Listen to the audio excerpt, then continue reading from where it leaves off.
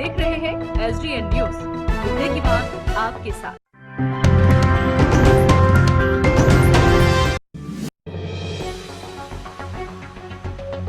पूर्णिया के अमौर प्रखंड के कटाव प्रभावित नागरा टोला, सिमलबारी सहित कटाव से प्रभावित कई गांवों का निरीक्षण AIMIM के प्रदेश अध्यक्ष अख्तरुल ईमान ने किया।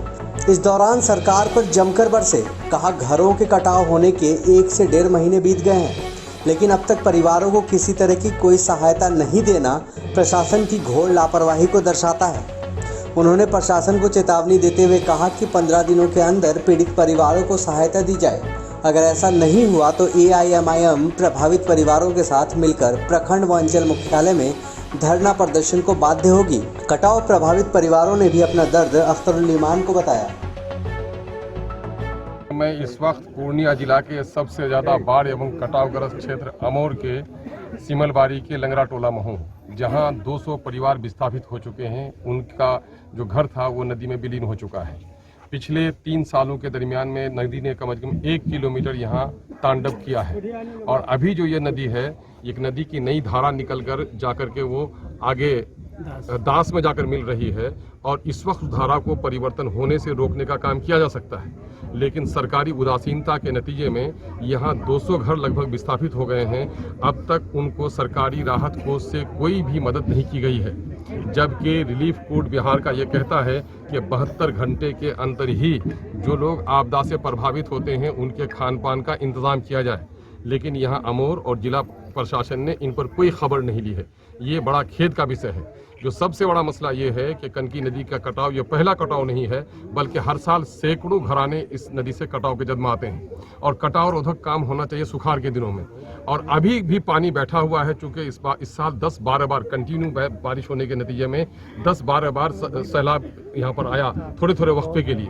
और मुझे प्रशासन के लोगों से जब बात हुई तो बड़ा अफसोस हुआ कि इन लोगों ने कहा कि साहब सैलाब यहाँ नहीं आया है, कटाव है।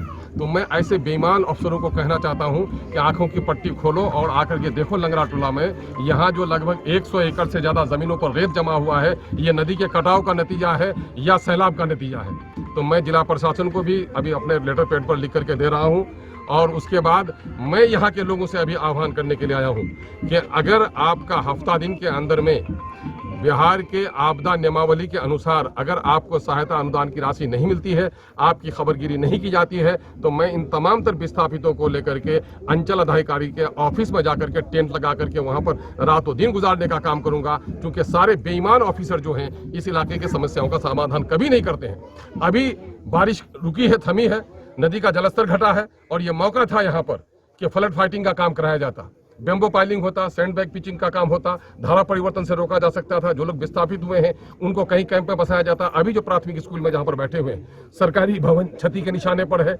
यहाँ प्रधानमंत्री निर्माणाधीन जो सड़क है वो कट कर गिर गई है। इतनी सारी संपत्ति सरकार की कट के चली जा रही है, और ये लापरवाही है। इसी देश में गंगा है, जमुना है, ब्रह्मपुत्रा है, बड़ी नदियों के किनारे शहर बसे हुए हैं, और एक घर कट के नहीं गिर रहा है। यहाँ डंगना पुल है, और वहां नदी बिखरना चाहती है तो नदी को बांध के काबू में रखा जा सकता है, लेकिन इन बस्तियों को बचाने के लिए कोई प्लान नहीं है। लगता है कि सीमांचल के लोगों के दर्द की आवाज सुनने वाला कोई नहीं है, इसलिए सीमांचल में इस दर्द की आवाज के लिए हमारी पार्टी संघर्ष करती रही है, और हम पार्टी पॉलिटिक्स से ऊपर उठकर समाज की इस पीड़ा के लिए सड़क पर उतरने के लिए तैयार है। यहाँ के लोगों से भी हम आह्वान करने के लिए आए हैं। ये बड़ा खेद का विषय है कि साहब 1 महीना 1.5 महीना हो गया लोगों के घर के कटे हुए, और अब तक सरकार की अनुदान की राशि नहीं दी जाती। यहाँ के CO हो, BDO हो, DM हो, SDO हो, अगर उनके परिवार के लोग विस्थापित होते तो क्या उनका यही गत होता? शायद ऐसा नहीं होता। मैं तो ये कह रहा हूँ कि बिहार के दूसरे हिस्से में अगर इस तरह की मुसीबत आती तो ये हिस्सा नहीं होता। सीमांचल के साथ ये सौतेलापन का सलूक है नीतीश सरकार का, और नतीजा ये है कि हमारे कटाव के रोकने का अभी तक कोई काम नहीं हो रहा है। लगता है कि अब हमको संघर्ष के अलावा हमारा कोई उपाय नहीं बचा है। ये काम